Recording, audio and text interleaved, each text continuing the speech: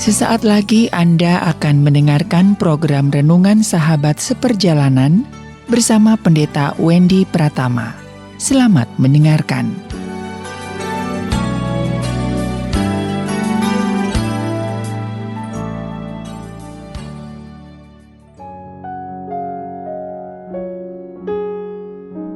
Selamat berjumpa kembali di dalam layanan audio Sahabat Seperjalanan. Hari ini adalah hari Selasa, 14 Desember 2021. Tema renungan dan saat teduh kita dengan judul Sakit yang paling sakit. Sakit yang paling sakit. Firman Tuhan terambil dalam Amsal 18 ayat yang ke-14. Demikian bunyi firman Tuhan. Orang yang bersemangat dapat menanggung penderitaannya. Tetapi siapa yang akan memulihkan semangat yang patah? Mari kita berdoa. Bapa yang di dalam sorga, di tengah banyak pergumulan hidup dan rasa sakit yang kami alami, kami menjadi begitu traumatik dan begitu mengalami sebuah ketakutan berlebihan. Tatkala sakit yang kami alami adalah sakit yang paling sakit. Ajarkan kami Tuhan kebenaran firman-Mu. Dalam nama Tuhan Yesus kami berdoa. Amin. Sahabat seperjalanan yang dikasihi Tuhan, sakit yang paling sakit. Sebelum berbicara tentang sakit dalam kehidupan ini, saya ingin bertanya kepada sahabat seperjalanan, sakit apa yang secara fisik itu yang paling sakit? Dan biasanya saudara-saudara sahabat seperjalanan, yaitu sakit gigi, itu sangat umum. Ya, sakit gigi itu adalah sakit fisik. Tapi sebetulnya semua sakit fisik itu sangat luar biasa sakitnya. Saya pernah mengalami infeksi saluran kencing, itu sakit luar biasa. Tidak ada sakit yang menyenangkan. Ya, semua sakit ya sakit. Tapi ada dalam kehidupan kita satu masa kita mengalami sebuah pengalaman hidup, yaitu sakit yang paling sakit. Sahabat seperjalanan, beberapa yang masih bergumul dengan sakit kanker. Ada yang bergumul dengan anaknya yang infeksi bagian pencernaan dan mengalami pecah bagian pencernaannya dan sedang berobat. Ada yang mengalami sakit karena anak yang dilahirkan di dalam rumah tangga sahabat seperjalanan tidak bertumbuh secara seperti anak-anak pada umumnya, pertumbuhan yang sangat normal. Itu semua sakit. Jadi apa itu sakit yang paling sakit yang ditimbulkan sementara kita hidup di dalam dunia ini? Kita berjuang untuk menghindar, kita bisa berusaha menghindar, kita bisa berusaha memperlambat, kita bisa berusaha menghambat. Namun karena dunia yang tidak sempurna ini, sakit ini menjadi sesuatu yang terbiasa ada di sekitar kita dan bisa terjadi.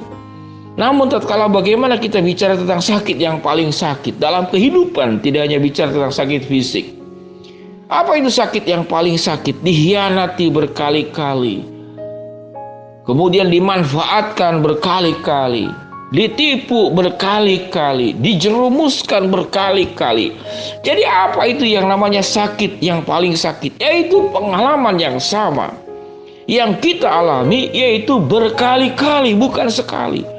Kalau berkali-kali itu berapa kali? 5 hitungan juga masuk berkali-kali, 10 hitungan juga masuk berkali-kali, 100 hitungan juga masuk berkali-kali. Jadi artinya berkali-kali tanpa henti, berulang-ulang terjadi.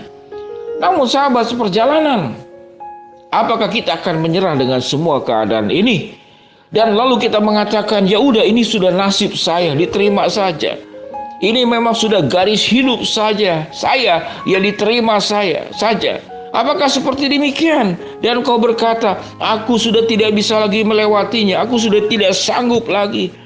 Aku berbuat sebaik apapun akan tetap sama saja. Keadaan tidak pernah akan berubah. Dulu begitu, sekarang juga akan begitu, nanti juga akan begitu.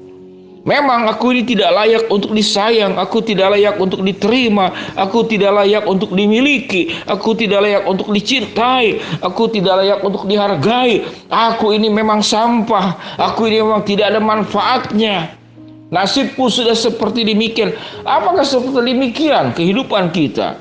Kita akan memilih jalan hidup yang pesimis, kita akan memilih jalan hidup yang kemudian menyerah dengan keadaan dan meyakini sebuah keyakinan yang salah dalam kehidupan sahabat-sahabat seperjalanan, yaitu keyakinan memang hidupku seperti ini. memang aku layak disakiti. Apakah keyakinan itu yang kita akan pegang? Atau kita melihat kebenaran firman Allah yang kita baca tadi, yaitu Amsal 18 ayat 14. Orang yang bersemangat dapat menanggung penderitaannya. Orang yang bersemangat dapat menanggung sakit yang paling sakit. Tetapi siapa yang akan memulihkan semangat yang patah? Artinya, sikap kita menentukan kita akan bisa melewati sakit itu, atau kita kemudian terjerumus ke dalamnya, kita terperangkap ke dalamnya, kita terpenjara di dalam rasa sakit yang paling sakit. Sementara Allah sudah memberikan sebuah janji, orang yang bersemangat dapat menanggung penderitaannya, orang yang bersemangat dapat menanggung rasa sakit yang paling sakit. Tetapi siapa yang akan memulihkan semangat yang patah? Sahabat seperjalanan yang dikasihi Tuhan, yang kita perlu perbaiki dalam menghadapi rasa sakit yang paling sakit adalah kita bisa menyadari dan harus tahu menyadari bahwa kita mau diobati. Penyakit apapun kalau tidak bersedia diobati, maka sakit itu akan bertambah parah. Kita mau diobati. Siapa yang bisa mengobatinya? Kalau fisik tentu kita ke dokter makan obat. Tapi Allah sendiri yang mampu memulihkan kita, yang mampu mengobati kita, yang mampu menolong kita. Tidak ada kepahitan yang tidak bisa diubahkan oleh Allah menjadi sesuatu yang manis dan indah. Tidak ada pengalaman buruk di masa lalu yang tidak bisa dihentikan, lalu kita meyakini hal itu akan terus terjadi ke dalam kehidupan kita. Maka di sini bahwa kita punya keterbukaan dipulihkan oleh Allah. Kita punya keterbukaan menerima kuasa dan pertolongan Allah. Kita membuka diri sepenuh-penuhnya kepada pendampingan Allah yang berkali-kali. Kalau rasa sakit berkali-kali, Allah menyertai berkali-kali. Allah menolong berkali-kali. Allah campur tangan berkali-kali. Allah melindungi kita berkali-kali. Allah menyertai kita berkali-kali. Apa yang tidak berkali-kali dari Tuhan? Kehebatan Tuhan di dalam tindakan Allah yang berkali-kali bisa mengalahkan pengalaman-pengalaman hidupmu yang sakit, yang paling sakit juga yang berkali-kali. Mengapa demikian? Karena Allah yang kita sembah lebih besar dari masalah kita. Karena Allah yang kita sembah, Allah yang mengendalikan setiap peristiwa dalam hidup manusia dan di dalam hidup pribadi masing-masing sahabat seperjalanan. Janji firman Allah, catat baik-baik, hayati dalam hidupmu, yakini dalam keyakinanmu. Amsal 18 ayat 14. Orang yang bersemangat dapat menanggung penderitaannya, tetapi siapa yang akan memulihkan semangat yang patah? Bersandarlah kepada Tuhan, mintalah pertolongan Dia. Tuhan akan mengubah rasa sakit yang paling sakit dengan keindahan-keindahan karya pertolongan, pemeliharaan, dan campur tangannya. Mari kita berdoa. Bapa yang di dalam surga, hamba mau berdoa buat sahabat perjalanan yang mengalami sebuah pengalaman hidup sakit yang paling sakit. Tuhan akan ubahkan menjadi sesuatu yang manis di dalam campur tangan dan pertolongan Tuhan.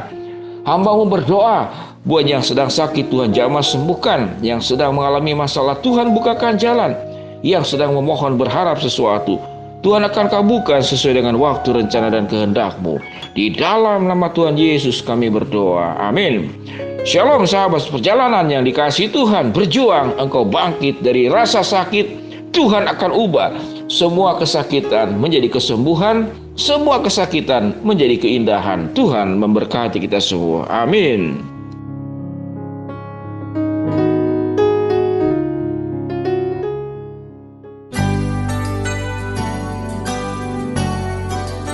Anda baru saja mendengarkan program Renungan Sahabat Seperjalanan bersama Pendeta Wendy Pratama. Terima kasih atas perhatian Anda. Tuhan Yesus memberkati.